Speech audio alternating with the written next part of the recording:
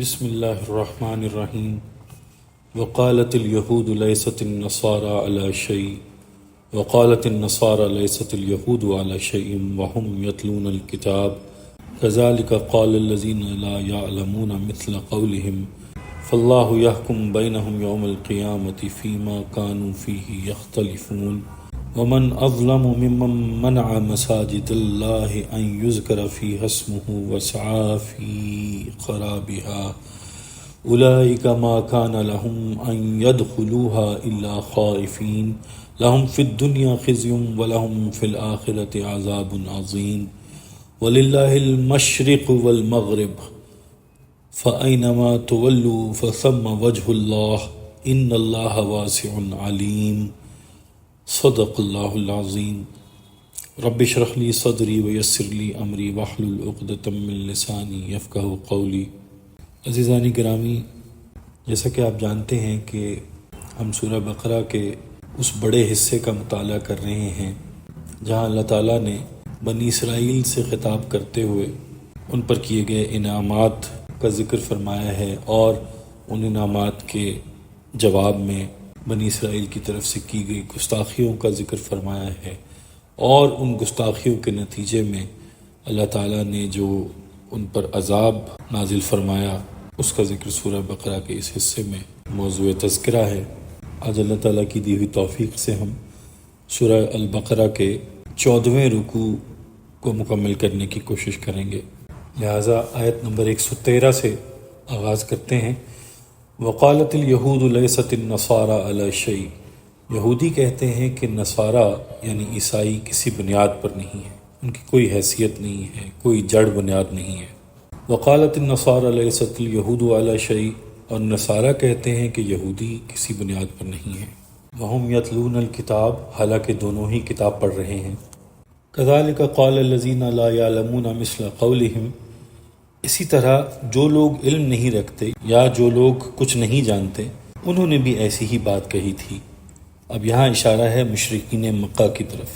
فاللہ یحکم بینہم یوم القیامۃ فیما کانوا فیہ یختلفون. بس اللہ تعالیٰ فیصلہ فرما دے گا ان کے مابین قیامت کے دن ان تمام باتوں کا جن میں یہ اختلاف کرتے تھے. اب دیکھیے کہ اس سے پچھلی آیت میں یہود و نصارہ کے بارے میں کہا گیا کہ وہ اسلام دشمنی میں متفق ہیں، گٹھ جوڑ کر لیا ان لوگوں نے، اور اسلام کی مخالفت کے لیے یہودی اور عیسائی دونوں ایک پلیٹ فارم پر جمع ہو گئے اور ایک دوسرے کو بڑی فیاضی کے ساتھ نجات یافتہ اور جنتی قرار دے رہے ہیں. لیکن اس پلیٹ فارم سے الگ ان کی باہمی جنگ و جدل کا یہ حال ہے کہ یہودی نصارہ کی کوئی جڑ بنیاد تسلیم نہیں کرتے اور عیسائی یعنی نصارہ یہودیوں کی کوئی بنیاد یا جڑ تسلیم نہیں کرتے، حالانکہ دونوں ایک ہی کتاب کی پیروی کے مدعی ہیں. توریت تو دونوں میں مشترک ہے. تو اس سے واضح ہوا کہ آج جو ان کے بیچ میں گٹھ جوڑ ہو گیا ہے یہ نہ تو دین کے تحفظ کے لیے ہے، نہ کسی اخلاص اور نیک نیتی پر مبنی ہے، بلکہ محض اسلام دشمنی کا ایک جذبہ ہے جس نے ان کو متحد کر دیا ہے. یہ آیت بتاتی ہے کہ جب ان لوگوں کی آپس میں بات ہوتی ہے تو خوب لڑتے جھگڑتے ہیں. دونوں ایک دوسرے کو کہتے ہیں کہ تم دو ٹکے کے نہیں، حالانکہ دونوں اہل کتاب ہیں اور اپنی اپنی کتاب کی تلاوت کرتے ہیں. اس سے آگے اللہ تعالیٰ فرماتے ہیں کہ مکہ مکرمہ میں بھی جاہلین ایسی ہی بات کیا کرتے تھے. جو امی لوگ تھے، جو ان پڑھ لوگ تھے، جن کو کوئی علم نہیں تھا، وہ بھی ایسی ہی باتیں کیا کرتے تھے. اب فرمایا کہ کون کس مقام پر ہے، کس کو جنت میں جانا ہے، کس کو دوزخ میں، کوئی کسی کے بارے میں کچھ نہیں کہہ سکتا. اس کا فیصلہ تو اللہ تعالیٰ فرمائے گا. ایک اصولی بات یہ ہے کہ اہل ایمان جنت میں جائیں گے اور اہل کفر جہنم میں، لیکن یہ بات کہ اہل ایمان میں سے فلاں شخص سیدھا جنت میں جائے گا، یہ بات ہم نہیں کہہ سکتے. یا یہ کہ فلاں جہنم میں جائے گا، اس کا فتویٰ تو نہ کوئی شخص دے سکتا ہے اور نہ ہی کوئی گروہ. اس بات کا فیصلہ اللہ تعالیٰ قیامت کے دن فرمائیں گے. اب دیکھیے کہ اس سلسلہ کلام کی بقیہ آیات میں اگرچہ خطاب تو بنی اسرائیل ہی سے ہے، لیکن اب یہاں پر اہل مکہ سے کچھ تعریض شروع ہو گئی ہے. اس کے بعد حضرت ابراہیم علیہ السلام کا تذکرہ آئے گا، پھر تحویل قبلہ کا ذکر آئے گا.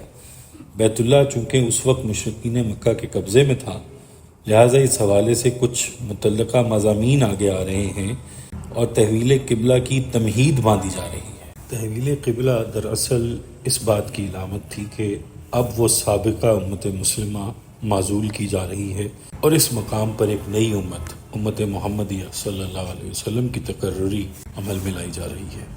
آگے آیت نمبر 114 آ رہی ہے، وَمَنْ أَظْلَمُ مِمَّنْ مَنَعَ مَسَاجِدَ اللَّهِ أَنْ يُذْكَرَ فِيهَا اسْمُهُ، اور اس شخص سے بڑھ کر ظالم کون ہوگا جو اللہ تعالیٰ کی مسجدوں سے لوگوں کو روکے کہ اس میں اس کا نام لیا جائے، وَسَعَى فِي خَرَابِهَا، اور مسجدوں کی بربادی میں لگ جائے، أُولَٰئِكَ مَا كَانَ لَهُمْ أَن يَدْخُلُوهَا إِلَّا خَائِفِينَ، انہیں تو چاہیے تھا کہ مسجدوں میں ڈرتے ہوئے لرزتے ہوئے داخل ہوتے، لَهُمْ فِي الدُّنْيَا خِزْيٌ وَلَهُمْ فِي الْآخِرَةِ عَذَابٌ عَظِيمٌ، ان کے لیے دنیا میں رسوائی ہے اور ان کے لیے آخرت میں بڑا عذاب ہے۔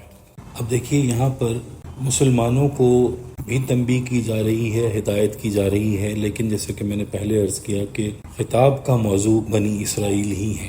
اب اس آیت کا پس منظر یہ ہے کہ یہ ایک اشارہ ہے ان جنت کے مدعیوں کی طرف، ان کے کارناموں کی طرف، جو انہوں نے ایک دوسرے کی عداوت پر ایک دوسرے کی عبادت گاہوں کو تباہ و برباد کرنے کے سلسلے میں انجام دیے تھے۔ تاریخ سے یہ ثابت ہے کہ یہودی اور عیسائی ان دونوں کے درمیان بیت المقدس میں بھی ایک دوسرے کو عبادت ذکر کرنے سے روکنے کے لیے نہایت خونریز جنگیں ہو چکی، اور باہر بھی جہاں جہاں جب ان میں سے کسی کو موقع ملا انہوں نے دوسرے فریق کے عبادت خانے برباد کرنے کی کوشش کی۔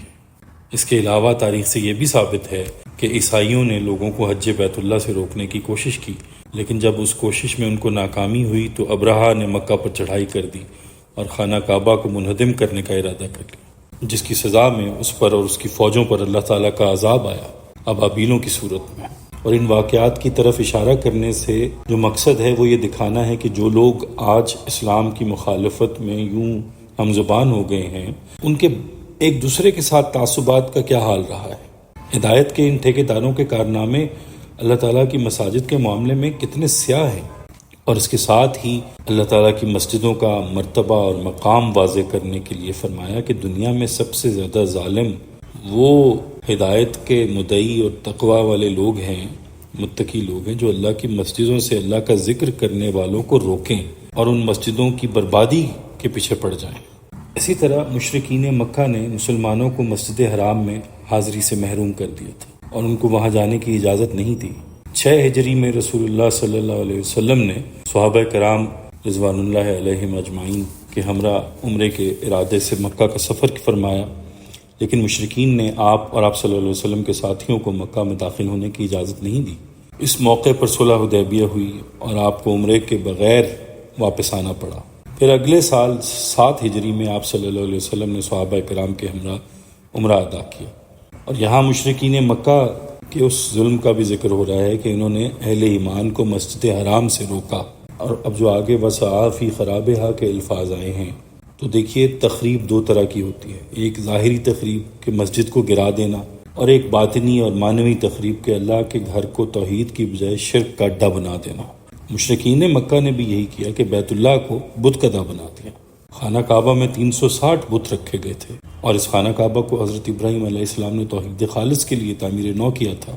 اور یہ تخریب یا خراب کا جو لفظ ہے یہ حدیث میں بھی آیا ہے، یہ بڑی دلدوز حدیث ہے۔ حضرت علی رضی اللہ تعالیٰ عنہ سے روایت ہے کہ رسول اللہ صلی اللہ علیہ وسلم نے فرمایا، اندیشہ ہے کہ لوگوں پر یعنی میری امت پر ایک زمانہ ایسا بھی آئے گا کہ اسلام میں سے اس کے نام کے سوا کچھ نہیں بچے گا، اور قرآن میں سے اس کے رسم الخط یعنی الفاظ اور حروف کے سوا کچھ نہیں بچے گا۔ اللہ تعالیٰ نے ظاہر ہے اس کی ضمانت دی ہے کہ قرآن حکیم کے الفاظ اور حروف من و عن محفوظ رہیں، بالکل جیسے اترے تھے ویسے ہی محفوظ رہیں۔ آگے فرمایا حدیث میں، مساجدہم عامرۃ وہی خراب من الہدیٰ، اور ان کی مسجدیں آباد تو بہت ہوں گی لیکن ہدایت سے خالی ہو جائیں گی۔ یہاں بھی لفظ خراب کا استعمال ہوا ہے، گویا معنوی اعتبار سے یہ ویران ہو جائیں گی۔ آگے فرمایا، ان کے علماء آسمان کی چھت کے نیچے کے بدترین انسان ہوں گے، فتنہ انہی کے اندر سے برآمد ہوگا اور انہی میں گھس جائے گا، یعنی ان کا کام ہی فتنہ انگیزی، مخالفت، جنگ و جدال، لڑائی جھگڑے ہوگا، اپنے اپنے فرقے کے لوگوں کے جذبات کو بھڑکاتے رہنا اور مسلمانوں کے اندر اختلافات کو ہوا دینا ہی ان کا کام رہ جائے گا۔ آج ایک عظیم اکثریت اس کیفیت سے دوچار ہو چکی ہے، اور مذہب اور دین ایک پیشہ بن کے رہ گیا ہے، جبکہ اسلام میں تو کوئی پیشوائیت نہیں، کوئی پاپائیت نہیں، کوئی برہمنیت نہیں۔ اسلام تو ایک کھلی کتاب کی طرح ہے، ہر شخص کتاب اللہ پڑھے، ہر شخص عربی سیکھے اور کتاب اللہ کو سمجھے، ہر شخص کو عبادات کے قابل ہونا چاہیے، ہر شخص اپنی بچی کا نکاح خود پڑھائے، اپنے والد کا جنازہ خود پڑھائے۔ ہم نے خود ہی اسے پیشہ بنا دیا اور عبادات کے معاملے میں ایک خاص طبقے کے محتاج ہو کر رہ گئے ہیں۔ حضور اکرم صلی اللہ علیہ وآلہ وسلم کے زمانے میں تو ایسا نہیں ہوتا تھا۔ لیکن ایک بات ضرور واضح رہنی چاہیے کہ دنیا کبھی علماء حق سے خالی نہیں ہوگی۔ علماء سو بھی رہیں گے جن کا پیشہ مذہب بن جائے گا، جبکہ علماء حق بھی موجود رہیں گے۔ آج کے دور میں شیعہ، سنی، دیوبندی، بریلوی، اہل حدیث ایک دوسرے کی مسجد میں نماز ادا کرنا تو دور کی بات ہے، قدم نہیں رکھ سکتے۔ اور اگر اس آیت کے سیدھے سیدھے مفہوم کو پڑھا جائے تو اس کی زد سیدھی ہم پر پڑتی ہے۔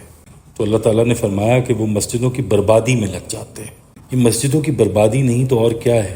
مسجد کو اللہ تعالیٰ نے جامع بنایا، اور جامع کے معنی ہوتے ہیں جمع کرنے والی جگہ، اسی لیے مسجد کو جامع مسجد کہا جاتا ہے۔ لیکن ہم نے مسجدوں کو جامع کہاں رہنے دیا ہے؟ ہم نے گروہی اور فرقہ وارانہ تعصب کی بنیاد پر ان مسجدوں کو اجاڑ کر رکھ دیا۔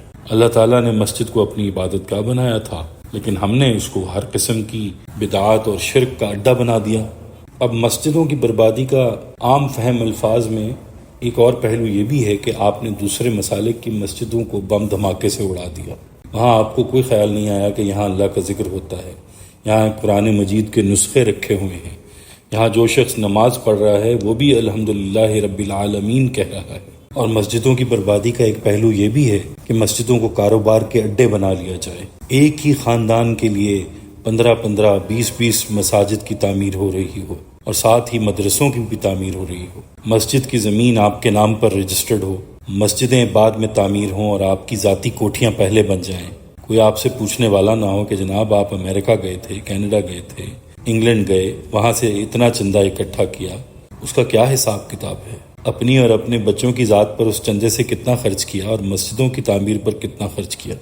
اور آگے اللہ تعالیٰ فرماتے ہیں کہ حالانکہ چاہیے تو یہ تھا کہ یہ مسجدوں میں داخل ہوتے تو اللہ کے خوف سے ڈرتے ہوئے، لرزتے ہوئے داخل ہوتے، اس جگہ کا ان کے دلوں میں ادب ہوتا، احترام ہوتا، وہاں جا کر یہ تفرقے بازی اور گروہی تعصب سے گریز کرتے، اور نہ کہ ان مساجد کو اپنے کاروباری اڈے بنا لیتے۔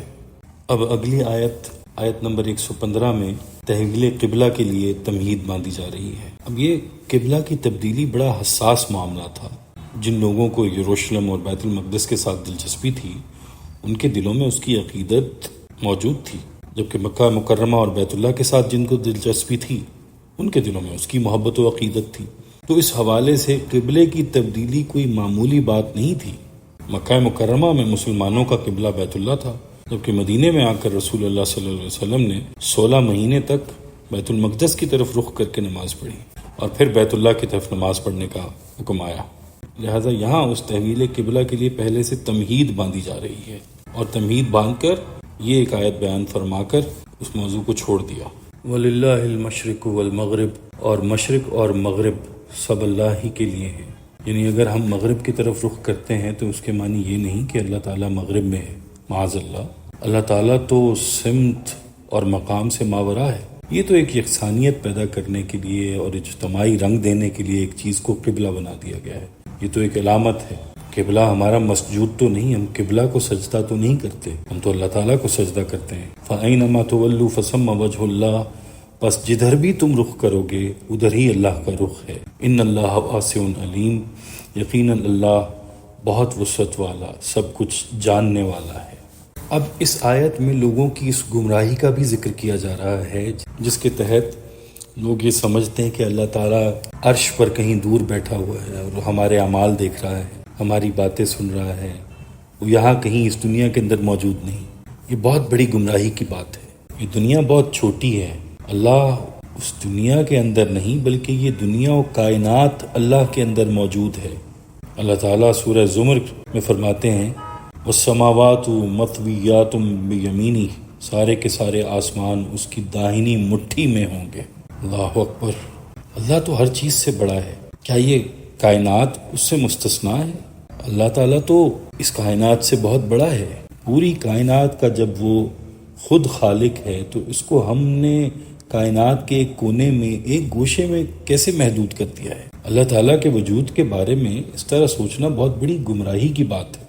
اللہ تعالیٰ اس وقت ہمارے درمیان موجود ہے۔ اگر یہ کہا جائے کہ وہ ہمارے درمیان موجود نہیں بلکہ عرش پر ہے تو یہ اللہ کے وجود سے انکار ہے۔ اسی سلسلے میں ارشاد ربانی ہے، 3 آدمی بیٹھ کر سرگوشی کر رہے ہوتے ہیں تو چوتھا وہ خود وہاں موجود ہوتا ہے، 5 آدمی ہوتے ہیں تو چھٹا وہ خود ان میں ہوتا ہے، خواہ وہ اس سے کم ہوں یا زیادہ، اور وہ کہیں بھی ہوتے ہیں تو اللہ ان کے ساتھ ہوتا ہے۔ سورہ المجادلہ کی آیت نمبر 7۔ تو ہمیں چاہیے کہ ہم اس گمراہی سے اپنے آپ کو ہر وقت دور رکھیں اور ہر وقت یہ احساس اپنے ساتھ رکھیں کہ اللہ ہر لمحہ ہر جگہ ہمارے ساتھ موجود ہے، ہم کہیں بھی اس کی نگرانی سے آزاد نہیں۔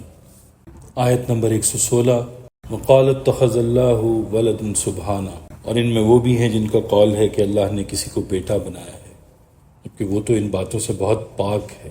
بل لہ ما فی السماوات والارض، بلکہ آسمانوں اور زمین میں جو کچھ ہے اس کی ملکیت ہے۔ کل لہ قانتون، سب کے سب اسی کے مطیع فرمان ہیں۔ اس آیت میں یہود و نصارہ، یہودیوں اور عیسائیوں کے مشرکانہ عقائد کا ذکر ہے۔ اللہ سبحانہ و تعالیٰ کے صاحب اولاد ہونے کا تصور، جس طرح عیسائی حضرت عیسیٰ علیہ السلام کو اللہ کا بیٹا کہتے، اسی طرح یہودی بھی حضرت عزیر علیہ السلام کو اللہ تعالیٰ کا بیٹا، اور مشرکین فرشتوں کو اس کی بیٹیاں کہا کرتے تھے، مشرکین مکہ۔ ان سب عقائد کی تردید کرتے ہوئے فرمایا سبحانہ، یعنی اللہ تعالیٰ اس طرح کی تمام نسبتوں سے پاک ہے، اس کو بیٹے کی کیا ضرورت ہے جبکہ ساری کائنات اس کے سامنے سجدہ ریز ہے۔ بیٹا تو کمزور انسان کو چاہیے، بڑھاپے کی لاٹھی کے طور پر، جب انسان کے ہاتھ پاؤں شل ہو جاتے ہیں، جب وہ اپنے دفاع کے قابل نہیں رہتا، جب وہ خود پانی نہیں پی سکتا، دوا خود نہیں کھا سکتا، جب وہ اپنا رزق خود کمانے کے قابل نہیں رہتا، تو ایسی صورت میں اسے اولاد کی ضرورت ہوتی ہے جو اس کے لیے سب کام کرے۔ اللہ تعالیٰ کو بھلا بیٹے کی ضرورت کیسے ہو سکتی ہے جبکہ آسمان اور زمین میں سب اس کے سامنے حاضر ہیں، اس کے سامنے باادب، عاجز، عبادت گزار ہیں۔ اللہ تعالیٰ کی ذات اولاد کی نسبت سے اس لیے بھی پاک ہے کہ اولاد تو باپ کی ملکیت میں شریک اور حصے دار ہوتی ہے، حالانکہ اللہ تعالیٰ آسمانوں اور زمین کا تنہا مالک و مختار اور خالق ہے، کائنات کی ہر چیز اس کے تابع فرمان ہے، لہذا اس کی طرف اولاد کی نسبت کس طرح ممکن ہے؟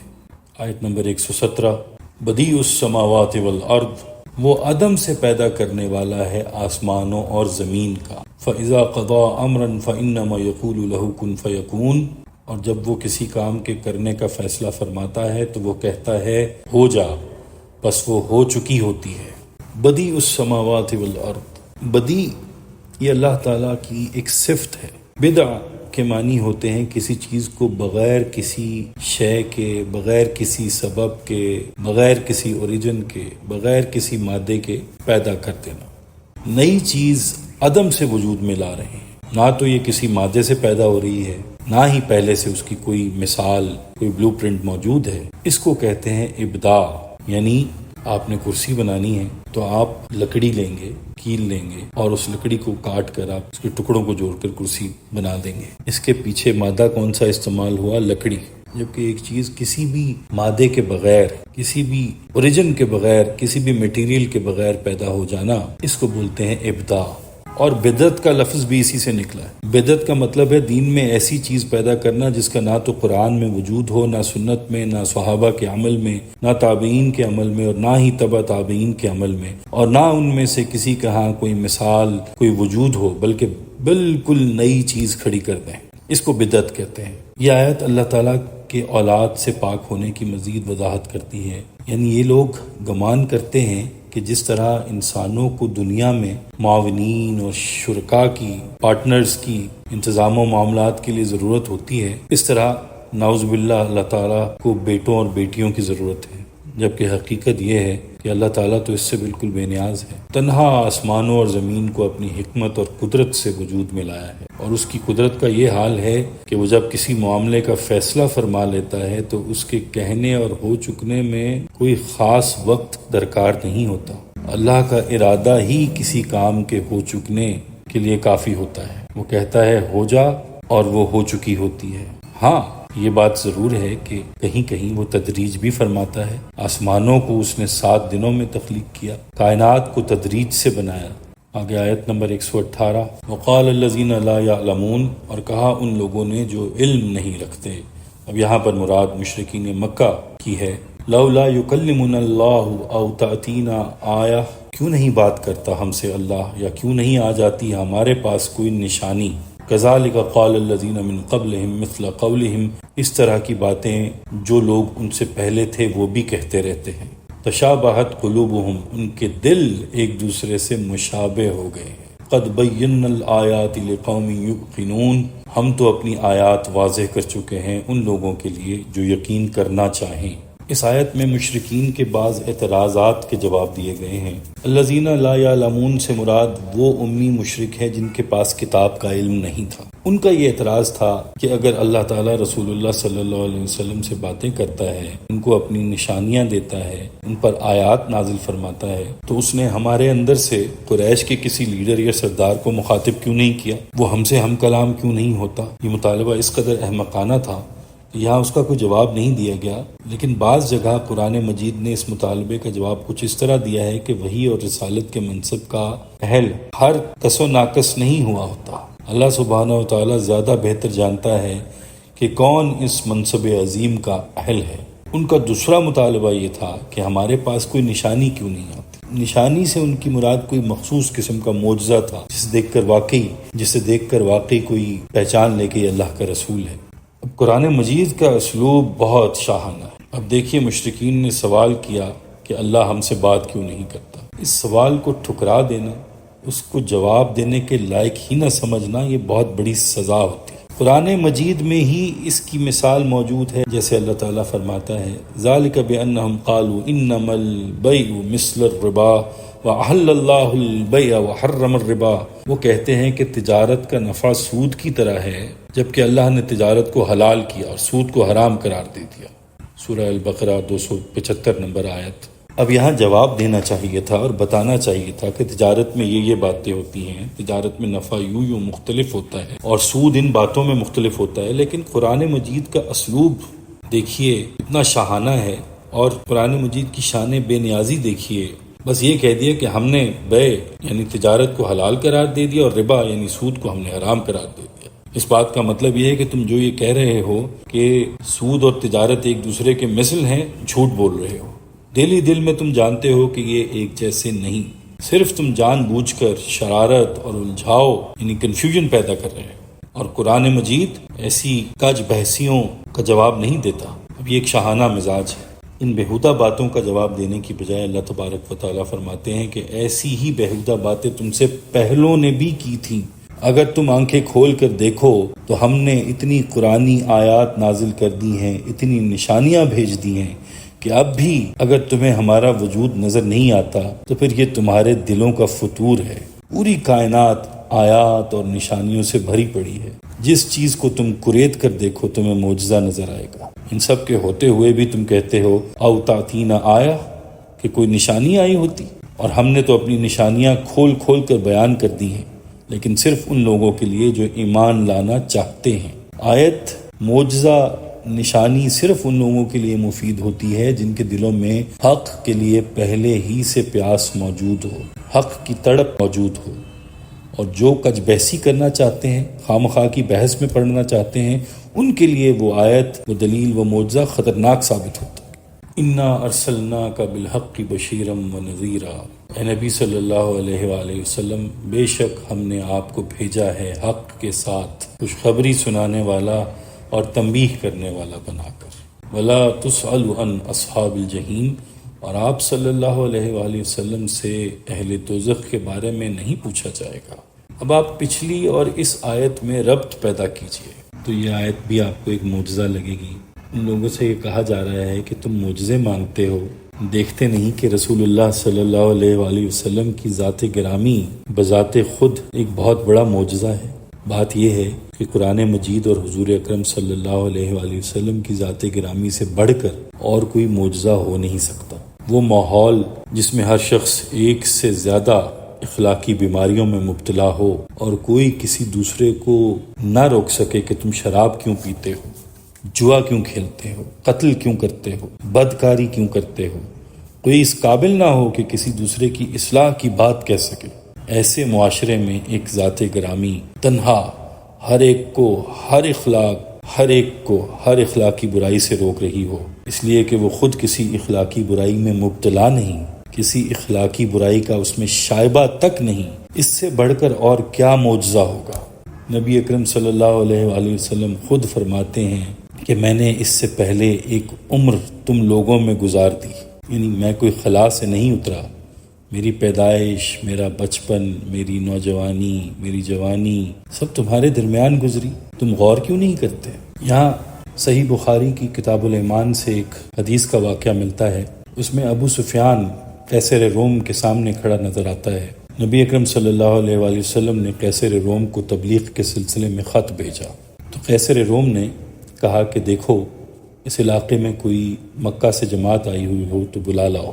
کہا کہ ایک تجارتی قافلہ آیا ہوا ہے۔ ابو سفیان اس تجارتی قافلے کا سردار تھا جس نے ابھی تک اسلام قبول نہیں کیا تھا۔ حضور صلی اللہ علیہ وآلہ وسلم ابھی مدینے میں تھے، صلح حدیبیہ ہو چکی تھی، تو قیصر روم نے ابو سفیان سے سوالات شروع کر دیے کہ نبی اکرم صلی اللہ علیہ وسلم کا نام و نسب کیا ہے، خاندان کیا ہے، کبھی تم نے ان کے منہ سے جھوٹی بات سنی ہو، کبھی انہوں نے بدعہدی کی، کبھی ان کے کردار کے بارے میں کوئی الزام لگایا۔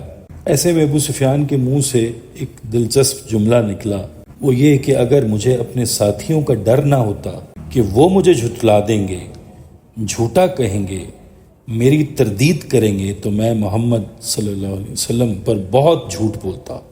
یعنی میں ڈر گیا کہ میرے ہی ساتھی کہیں گے کہ مذہبی اختلاف اپنی جگہ، سیاسی اختلاف اپنی جگہ، لیکن محمد صلی اللہ علیہ وآلہ وسلم کی ذات صادق ہے، امین ہے، عفیف ہے۔ پتہ چلا کہ حضور صلی اللہ علیہ وسلم کا کردار اور سیرت اتنا بڑا معجزہ تھی کہ ابو جہل، ابو لہب کو بھی حضور صلی اللہ علیہ وسلم کے کردار پر بات کرنے کی ہمت نہیں ہوئی۔ اب اس سے بڑی دلیل اور کیا ہوگی کہ سارے مل کر آپ صلی اللہ علیہ وآلہ وسلم کو قتل کرنے کا منصوبہ بناتے ہیں۔ مختلف قبیلوں کے نوجوانوں کو اکٹھا کیا جاتا ہے کہ محمد صلی اللہ علیہ وسلم کو قتل کر دو، اور جس وقت وہ سب یہ فیصلہ کر رہے تھے ان سب کی امانتیں نبی صلی اللہ علیہ وآلہ وسلم کے پاس پڑی ہوئی تھی، یعنی جس کو وہ جان سے مارنا چاہتے تھے اس کے بارے میں دل سے جانتے تھے کہ امین ہے تو بس محمد صلی اللہ علیہ وآلہ وسلم ہی ہے، امانت تو انہی کے پاس رکھوائی جا سکتی ہے۔ ابو لہب اپنی امانتیں ابو جہل کے پاس نہیں رکھوا سکتا کہ وہ کھا جائے گا۔ سیاست میں شریک ہیں، مجلس میں شریک ہیں، رائے میں شریک ہیں، پالیسیز میں اکٹھے ہیں، لیکن ایک دوسرے پر اعتماد نہیں کر سکتے۔ یہ حضور اکرم صلی اللہ علیہ وسلم کی سیرت کا معجزہ ہے کہ بڑے سے بڑا دشمن بھی الزام لگاتے ہوئے ڈرتا ہے کہ میرا اپنا ساتھی ہی مجھے ذلیل کر دے گا۔ عبداللہ بن سلام یہود کے بہت بڑے عالم تھے اور یہودی علماء کی طرح حضور صلی اللہ علیہ وآلہ وسلم کی آمد کے منتظر تھے۔ جب حضور صلی اللہ علیہ وسلم کی خدمت میں آئے تو ایک دم پکار اٹھے کہ یہ تو جھوٹے آدمی کا چہرہ ہی نہیں ہو سکتا۔ حضور صلی اللہ علیہ وسلم کی خدمت میں حاضر ہوئے اور اسلام قبول کر لیا اور کہا کہ یا رسول اللہ صلی اللہ علیہ وسلم، آپ میرے بارے میں یہود سے پوچھیں کہ عبداللہ بن سلام کیسا انسان ہے، ابھی یہ نہ بتائیں کہ میں نے اسلام قبول کر لیا ہے۔ تو حضور صلی اللہ علیہ وآلہ وسلم نے یہود سے پوچھا کہ عبداللہ بن سلام کو جانتے ہو؟ کہنے لگے ہاں، وہ تو ہمارا سب سے بڑا عالم ہے، ہمارا آقا ہے، ہمارا سردار ہے، دین کا علم رکھتا ہے، بہت بڑا صاحب بصیرت انسان ہے۔ تو آپ صلی اللہ علیہ وآلہ وسلم نے فرمایا وہ تو مسلمان ہو چکا ہے۔ تو کہنے لگے وہ تو بالکل جاہل آدمی ہے۔ اب آپ ایسے معجزوں پر نظر دوڑائیں، اس سے بڑا اور کیا معجزہ ہو سکتا ہے؟ پھر آگے اس آیت میں اللہ تعالیٰ فرماتے ہیں کہ اے نبی صلی اللہ علیہ وآلہ وسلم، آپ سے اہل دوزخ کے بارے میں نہیں پوچھا جائے گا کہ اتنے لوگ آپ کی امت میں سے دوزخ میں کیوں چلے گئے، جا رہے ہیں تو انہیں جانے دیں۔ آپ صلی اللہ علیہ وآلہ وسلم دل گرفتہ نہ ہوں، آپ پریشان نہ ہوں، غمزدہ نہ ہوں۔ آیت نمبر 120، وَلَن تَرْضَىٰ عَنْكَ الْيَهُودُ وَلَا النَّصَارَىٰ حَتَّىٰ تَتَّبِعَ مِلَّتَهُمْ اور اے نبی صلی اللہ علیہ وآلہ وسلم آپ کسی مغالطے میں نہ رہیے، ہرگز راضی نہیں ہوں گے آپ سے یہودی اور نصرانی جب تک کہ آپ پیروی نہ کریں ان کی ملت کی۔ قل ان ھدی اللہ ھو الھدی، کہہ دیجئے ہدایت تو بس اللہ کی ہدایت ہے۔ وَلَئِنِ اتَّبَعْتَ أَهْوَاءَهُمْ بَعْدَ الَّذِي جَاءَكَ مِنَ الْعِلْمِ، اور اے نبی صلی اللہ علیہ وآلہ وسلم اگر آپ نے ان کی خواہشات کی پیروی کی اس علم کے بعد جو آپ کے پاس آ چکا ہے، مَا لَكَ مِنَ اللَّهِ مِن وَلِيٍّ وَلَا نَصِيرٍ، تو نہیں ہوگا اللہ کے مقابلے میں آپ کے لیے کوئی مددگار اور نہ حمایتی، معاذ اللہ۔ اللہ اکبر۔ اس آیت کا خطاب نبی اکرم صلی اللہ علیہ وآلہ وسلم سے ہے، اور اس میں یہود اور نصارہ کے آپس میں غم و غصے کی اصل وجہ بیان کر دی گئی ہے کہ وہ اس وجہ سے آپ سے مخالفت نہیں کر رہے کہ آپ کے پاس کوئی دلیل یا معجزہ نہیں ہے یا وہ حق کو حق نہیں سمجھتے، بلکہ اصل وجہ یہ ہے کہ آپ صلی اللہ علیہ وآلہ وسلم اپنا دین حق چھوڑ کر ان کی ملت میں شامل کیوں نہیں ہو جاتے اور ان کے طریقہ کی پیروی کیوں نہیں کرتے۔ فرمایا کہ ان کی کیفیت یہ ہے کہ اگر آپ صلی اللہ علیہ وآلہ وسلم ان سے دوستی کرنا چاہیں تو کبھی نہیں ہوگی، کیونکہ یہ آپ صلی اللہ علیہ وسلم سے کبھی راضی نہیں ہوں گے جب تک آپ ان کے مذہب کو، ان کے طریقے کو، ان کے خواہشات کو اپنا نہ لیں۔ اس لیے اللہ تعالیٰ نے اپنے نبی صلی اللہ علیہ وآلہ وسلم کو اور مسلمانوں کو حکم دیا کہ ان سے ہٹ کر رہیں، ان سے دور رہیں، اور دین کے علم کے بعد بھی اگر آپ نے ان کی خواہشات کی پیروی کر لی تو اللہ کی ولایت اور اس کی نصرت آپ کے ساتھ نہیں رہے گی۔ اب اس آیت کو ترجمے کے ساتھ ہمارے حکمرانوں کے زیر غور ہونا چاہیے کہ اگر تم نے یہود کی خواہشات کی پیروی کی تو وہ جو تمہارا ولی ہے اور وہ جو تمہارا نصیر ہے اس کی ولایت اور نصرت سے محروم رہو گے اور محروم کر دیے جاؤ گے۔ اور ان کی خواہشات کے جواب میں نبی صلی اللہ علیہ وآلہ وسلم کو تلقین کی جا رہی ہے یا آپ صلی اللہ علیہ وآلہ وسلم انہیں فیصلہ کن جواب دے دیں کہ اصل ہدایت وہ ہے جو اللہ کی طرف سے آئے، اس کے سوا ہر راستہ گمراہی کا راستہ ہے۔ اس کے بعد اس رکوع کی آخری آیت آ رہی ہے، الذین آتیناہم الکتاب یتلونہ حق تلاوتہ، وہ لوگ جنہیں ہم نے کتاب دی ہے وہ اس کی تلاوت کرتے ہیں جیسا کہ اس کی تلاوت کا حق ہے، اولئک یؤمنون بہ، وہی اس پر ایمان لاتے ہیں، وَمَن يَكْفُرْ بِهِ فَأُولَئِكَ هُمُ الْخَاسِرُونَ، اور جو اس کے منکر ہوئے بس وہ گھاٹے میں رہنے والے ہیں۔ فرمایا یہود و نصارہ میں سے کچھ لوگ ایسے ہیں جو اپنی کتابوں توریت اور انجیل کو دھیان سے سمجھ کر پڑھتے ہیں، تدبر اور تفکر کے ساتھ پڑھتے ہیں۔ تلاوت کے لفظی معنی اتباع اور پیروی کرنے کے ہیں۔ تلاوت کا ترجمہ ہمارے ہاں عام طور پر زبان سے الفاظ کی ادائیگی یعنی ریسیٹیشن کیا جاتا ہے، یعنی سوار کر پڑھنا، یہ صحیح نہیں، بلکہ تلاوت سے مراد اتباع اور پیروی یعنی فالو کرنے کے ہیں، یعنی کسی خط یا کتاب کو اس طرح پڑھنا کہ اسے پڑھتے ہی اچھی طرح سمجھ لینا، تدبر، اور اس کے عملی تقاضے کو فوراً پورا کر دینا، یہ تذکر ہوتا ہے۔ اللہ نے ارشاد فرمایا یہ لوگ اپنی کتاب توریت انجیل کی یوں تلاوت کرتے ہیں جیسا کہ تلاوت کرنے کا حق ہے، یعنی کتاب اللہ کو پڑھا، سمجھا اور اس پر عمل کیا۔ ایسے لوگ آپ صلی اللہ علیہ وآلہ وسلم کے دین حق اور قرآن مجید پر ایمان لے آتے ہیں۔ اس کی وجہ یہ ہے کہ یہ اللہ سبحانہ و تعالیٰ کی سنت ہے کہ وہ اپنی روحانی برکات انہی کو عطا کرتا ہے جو اس کی قدر کرتے ہیں۔ جو اس نعمت و ہدایت کی قدر نہیں کرتا اس کو مزید عطا ہونا تو الگ رہا، جو عطا ہوئی ہے وہ بھی ان سے سلب کر لی جاتی ہے، واپس لے لی جاتی ہے۔ اور اس کے بعد فرمایا اگر یہ لوگ کفر کا رویہ اختیار کریں گے تو وہ کسی کا نقصان نہیں کریں گے بلکہ ایمان کے پھل سے، ایمان کے ثمرات سے محروم رہیں گے اور اللہ تعالیٰ کے عذاب کے مستحق ٹھہریں گے۔ اور یہاں تکمیل ہوتی ہے سورہ البقرہ کے 14ویں رکوع کی۔ اب یہود کے ساتھ اس سلسلہ کلام کا اختتام ہو رہا ہے جس کا آغاز 6 رکوع سے ہوا تھا۔ اس سلسلہ کلام کے آغاز میں جو 2 آیات آئی تھیں، جیسے پہلے عرض کیا گیا تھا کہ وہ بریکٹ سے تعبیر کی گئی تھی، وہی 2 آیات اب اگلے رکوع میں دوبارہ آئیں گی اور اس طرح وہ بریکٹ بند ہو جائے گی، اور انشاءاللہ ہم اگلی نشست میں اس رکوع کا مطالعہ کریں گے۔ اللہ تعالیٰ سے دعا ہے کہ اللہ تعالیٰ اس قرآن کو ہمارے لیے امام، ہدایت اور رحمت بنا دے اور اس کے ذریعے ہمارے دلوں کو دھو ڈالیں۔ اللہ تعالیٰ ہم سب کے لیے آسانیاں پیدا فرمائیں۔ اور آسانیاں بانٹنے کی توفیق اور شرف عطا فرمائے۔ آمین یا رب العالمین۔